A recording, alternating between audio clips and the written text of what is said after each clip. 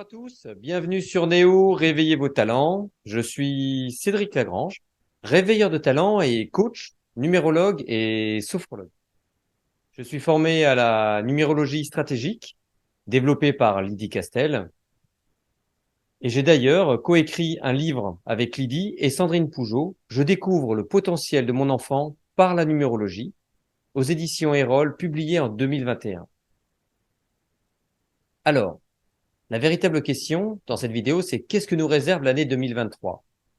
Quelle est son invitation et son message pour être en accord avec elle? Que devons-nous changer? À quoi devons-nous nous attendre pour mieux nous adapter au climat de cette année 2023? Je vous propose dans cette vidéo de répondre à ces questions avec la vibration du nombre de l'année, comme dans tous les accompagnements que je propose. Je vais vous demander de garder votre libre arbitre dans tout ce qui sera dit ici, de garder à l'esprit que cette analyse, elle concerne uniquement l'année universelle. Donc, elle s'adresse au groupe, à la société, à l'humanité dans son ensemble, pour donner le climat global et général. Pour en savoir plus sur votre année personnelle, on se retrouve en fin de vidéo. Pensez à liker la vidéo, à vous abonner à ma chaîne pour suivre mon actualité sur YouTube. La numérologie, ce n'est pas de la voyance. C'est une lecture de la vibration des nombres qui correspond à des calculs simples avec des dates et des combinaisons autour des lettres.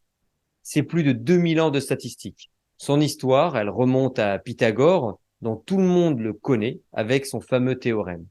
C'est lui qui propose, suite à un voyage en Égypte, de développer les bases de la numérologie que nous connaissons aujourd'hui, et il nous a offert un outil pour mieux nous connaître et découvrir le monde. Vous allez voir, c'est très simple. Je vous rappelle que nous sommes entrés dans l'ère du 2, au commencement des années 2000. Avez-vous senti cette transition entre les années 1000 en lien avec le nombre 1 et les années 2000 correspondant au nombre 2? C'est comme si l'humanité avait franchi une porte, passant de l'ère de l'individualisme du 1 à l'ère de la coopération du 2. L'ère du 2, c'est quoi? C'est s'associer, c'est coopérer, c'est collaborer, c'est également le duo.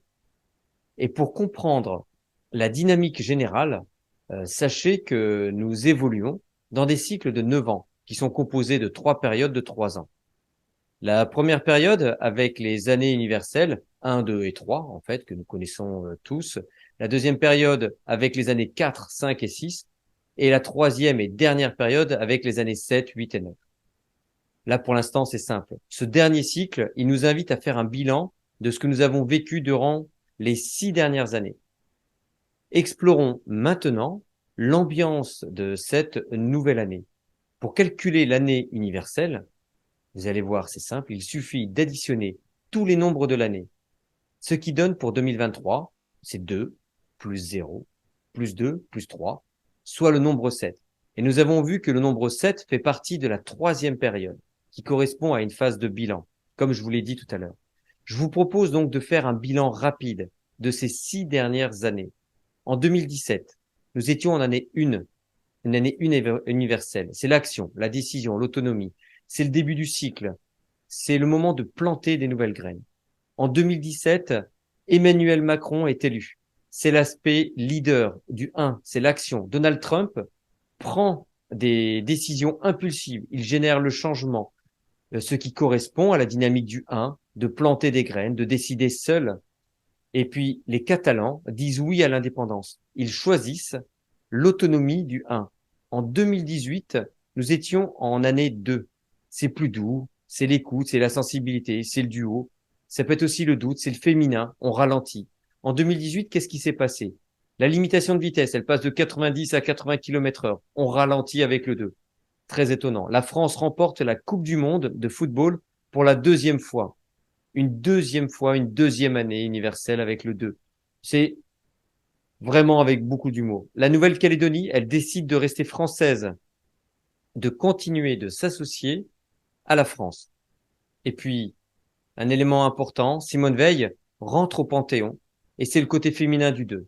En 2019, nous étions en année 3, qui correspond à la joie, l'expression, la communication, la création. Qu'est-ce qui s'est passé en 2019? Ce sont les manifestations des Gilets jaunes qui expriment leur mécontentement. C'est également l'expression du 3. C'est le record de fréquentation pour l'exposition de Toutankhamon, qui a représenté pratiquement 1,5 million de visiteurs. C'est l'un des plus jeunes pharaons de l'histoire, à 9 ans avec un règne très court, en mourant à l'âge de 18 ans. Donc c'est le côté communication du 3, le côté enfant. Une année internationale des langues autochtones, les langues encore qui sont mises à jour, concernent l'expression. C'est aussi le vote pour le Brexit. Le peuple britannique a décidé pendant cette année d'exprimer son mécontentement. Des chercheurs de l'université d'Hokkaido au Japon publient la description d'un nouveau dinosaure. C'est le nouveau, c'est l'ère du nouveau, la création du nombre 3. En 2020, nous étions en année 4. C'est-à-dire, c'est l'organisation, le travail, la méthode, c'est le fait de planifier, de structurer. C'est comme si vous posiez les fondations d'une maison. Donc en 2020, il y a eu, on le connaît tous, le confinement mondial. Ça bouleverse les conditions de travail et ça nous invite à travailler à la maison sous une nouvelle forme que l'on va appeler le télétravail qui était déjà connu, mais ça s'est amplifié. Des webinaires, des conférences, des réunions en ligne qui sont devenues les nouvelles normes. Ici, nous quittons l'ancien pour renaître. Le 4 nous demande de travailler sur nos peurs. Le Covid nous pousse dans nos retranchements. La peur du Covid, elle est mondiale. Toujours du côté du travail, Elon Musk, il voit ses efforts récompensés et dépasse Toyota en bourse avec une hausse de plus de 600% de Tesla par rapport à Tesla. En 2021, nous étions en année 5, c'est la liberté, c'est le mouvement, la variété, l'adaptation.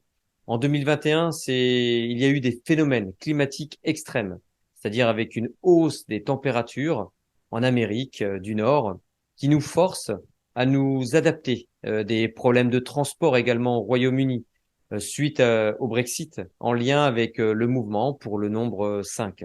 Le 5, je vous rappelle, c'est le mouvement, c'est la dynamique. C'est également les Jeux Olympiques de l'été 2020 de Tokyo qui sont déplacés en 2021. Ici, le nombre 5 invite les athlètes à s'adapter à un public qui est absent. En 2022, nous étions en année 6. L'amour, la séparation, le choix, la famille, c'est les nouvelles responsabilités. En 2022, c'est le décès d'Élisabeth II. Au mois de septembre, mois universel, 6. Donc, ça peut être la perte, la séparation, la famille. Toujours en lien avec le 6. L'équipe de France de rugby, à 15, remporte le tournoi Destination. Bon, c'est le 6 là, c'est vraiment une pointe d'humour par rapport à ça. C'est la création aussi d'un congrès sur l'amour conscient. C'est l'amour du 6. C'est la guerre entre la Russie et l'Ukraine. Ce conflit remet en question la responsabilité des uns et des autres. On demande également aux foyers de diminuer leur consommation énergétique. Ici, c'est le côté de prendre ses responsabilités et de réaliser des nouvelles responsabilités. En 2023, nous sommes sur la vibration du nombre 7, qui correspond à lâcher prise, à la remise en question, au repos, à l'apprentissage, à avoir la foi. Le 7, c'est également relié à l'eau. La notion de repos va être sûrement très importante en 2023. La société, l'humanité, elle pourrait avoir des moments de pause forcés. Et nous pourrions, par exemple, on peut l'imaginer, avoir une pénurie d'essence, que je ne le souhaite pas, qui nous forcerait tous à rester chez nous. Et dans cet exemple, nous aurons besoin de lâcher prise complètement, de nous remettre en question et d'apprendre des nouvelles façons pour nous déplacer. Vous pourriez décider de suivre l'ambiance générale et de planifier des moments de repos pour vous ressourcer. Voilà comment on pourrait s'approprier l'année 7. Le lien particulier du 7 avec l'eau, ça nous donne également l'occasion de nous relier à cet élément, c'est-à-dire d'aller au bord de l'eau, au bord de la mer, au bord d'une rivière, du moment que vous êtes au bord de l'eau.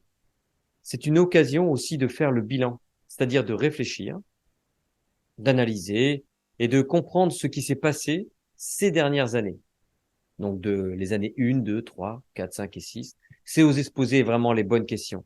Qu'est-ce que l'humanité souhaite retirer de toutes ces expériences? Le 7, c'est la remise en question pour trouver une direction, ce qui fait sens. Le 7 aussi, c'est le nombre qui propose d'apprendre et de se former. Il y a un lien très particulier avec les apprentissages. avec la transmission, comme un enseignant ou un professeur, en fait. Un des derniers éléments à mentionner, c'est la notion de foi. En quoi l'humanité a la foi? Cette question est essentielle pour l'année 2023. Gardez bien à l'esprit que la vibration du nombre de l'année universelle nous permet d'avoir des informations pour s'adapter au climat ambiant et puis en même temps de trouver un équilibre par rapport à ce climat.